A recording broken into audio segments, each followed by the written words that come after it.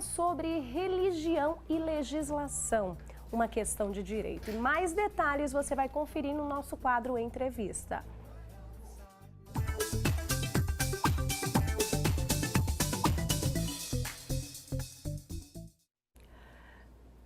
E olha, para falar sobre o lançamento desse livro, eu vou conversar com o Fábio Dantas, ele que é escritor, advogado, gestor governamental, pós-graduado em Ciências da Religião e doutor em Ciências Jurídicas e Sociais.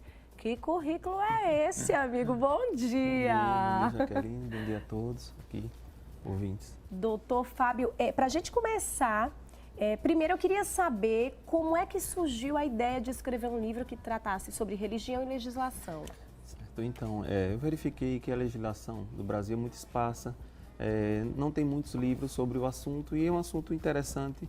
Enquanto cientista da religião, observei bem isso, que nós precisamos de um compêndio mais didático também, porque muitos são voltados para a área acadêmica e nós necessitávamos desse resumo. Então, como membro da Comissão de Liberdade Religiosa da OAB de Sergipe, verificamos os casos de intolerância religiosa, crescentes casos no país também, como todos os diversos meios de comunicação, e foi aí que eu concluí essa obra que eu já vinha escrevendo, para facilitar também aqueles que procuram sobre o assunto, que são diversos nesse livro. Certo. E aí fala exatamente de algumas dúvidas que as pessoas tenham, por exemplo, a intolerância à religião, fala sobre a religião dentro de casa, porque muitas vezes os pais têm uma religião, os filhos gostariam de ter, então toda essa relação é comentada aí no livro? Exatamente. Então, primeiro eu faço um apanhado histórico da Constituição do país,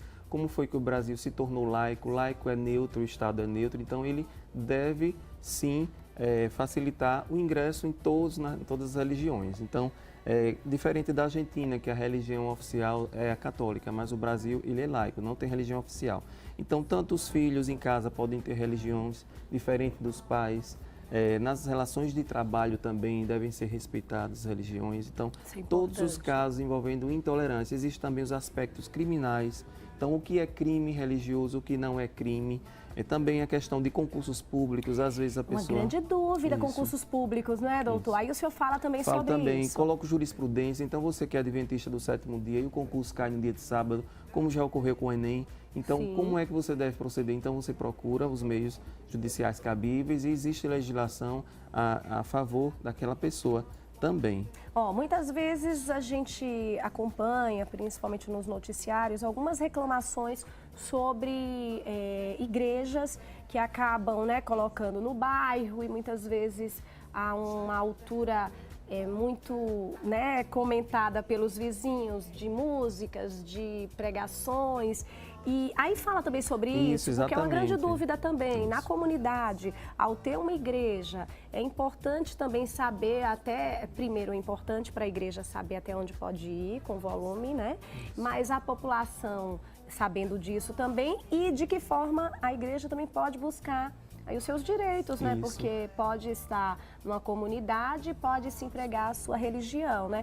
Primeiro que eu achei maravilhosa a iniciativa do senhor em falar sobre religião e legislação, porque aí fala muito também, prega pelo que eu já dei uma lida e conversando com o senhor também, a intolerância religiosa. Exatamente. Isso é importante a gente poder falar, não é, doutor? Exatamente, porque às vezes, como você falou, o barulho vem mais da intolerância, porque, por exemplo, em Aracaju existe uma lei municipal onde é definido a quantidade de decibéis, pelo dia 60, pela noite 50. Então, antes de você reclamar, chame, a polícia tem por dever, ir lá e medir quantos decibéis é que aquela igreja está causando na vizinhança, para saber se é caso de intolerância ou não. Que às vezes há uma reclamação exatamente pelas pessoas não aceitarem aquele tipo de religião. Acontece isso incomoda também. por conta da intolerância mesmo, e não do barulho. Não do barulho. Eu gostaria de pedir licença aqui para o senhor, para pegar o livro e mostrar para quem está em casa. Inclusive a questão da legalização de igrejas, legalização de associações religiosas. Olha que porque legal. Todos podem se reunir, criar uma associação, vai no cartório,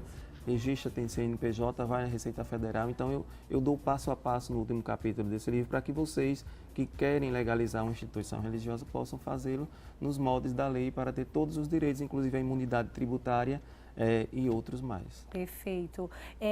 Doutor Fábio, aqui também nessa obra é tratado aspectos que são poucos explorados, né? Porque a gente percebe que é muito pouco tratado esse tema. Exatamente, como a religião nas relações de trabalho, ele é um tema pouco mesmo visualizado em alguns livros, então é importante saber desde a fase pré-contratual e na fase contratual como é que o empregador deve se comportar para evitar qualquer tipo de intolerância que pode causar um crime. Existem os aspectos criminais também no livro, injúria, difamação envolvendo a liberdade religiosa, charlatanismo, curandeirismo, perturbação à prática de um ato religioso, porque a Constituição ela facilita a criação de uma organização religiosa, também a liberdade de culto e de crença. Então você pode até não crer em nada e você é protegido pelo Estado por não crer em nada e deve ser respeitada a sua crença. Perfeito. Quando o senhor fala aí sobre charlatanismo e curandeirismo, isso aí é importante, que fala sobre o aspecto criminal envolvendo a liberdade religiosa nesse contexto, Exatamente, porque tem muitas pessoas sérias, como rezadeiras, que trabalham e que aquilo ali não se configura um charlatanismo, um curandeirismo, desde que você faça o tratamento médico convencional, Sim. concomitante com o tratamento espiritual. Porque a crença do ser humano, ela pode perpassar e você ir para um curandeiro e ser tratado, isso não se configura um curandeirismo, Certo. entendeu? Então eu coloco alguns aspectos, inclusive de jurisprudência, casos que já aconteceram no STJ, Superior Tribunal de Justiça, Sim. e alguns tribunais que analisaram alguns casos para proteger essas pessoas que trabalham com rezas, para saber que aquilo dali não é crime. Por outro lado, existem aquelas pessoas charlatãs que querem se aproveitar da fé alheia, da fragilidade, às vezes, das pessoas. Então, tudo isso eu abordo também nessa questão. Olha, muito interessante. Aqui também fala sobre liberdade religiosa de crianças e adolescentes. Exatamente. Também é um tema pouco explorado. É uma obra incrível aqui. Eu tenho certeza que vai ser muito interessante, que a leitura vai ser uma leitura informativa, acima de tudo, né? Porque muitas vezes a gente desconhece e acaba, pelo desconhecimento, agindo de forma que não seria legal, que não seria o ideal, né? Então é importante ter conhecimento, né? E a leitura também permite isso. E esse livro também ele vai ter um alcance nacional, vai ser distribuído nas livrarias do país, por uma editora também nacional.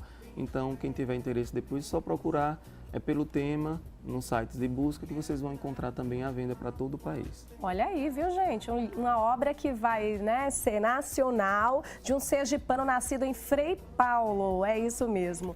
Doutor Fábio, muito obrigada. Sucesso.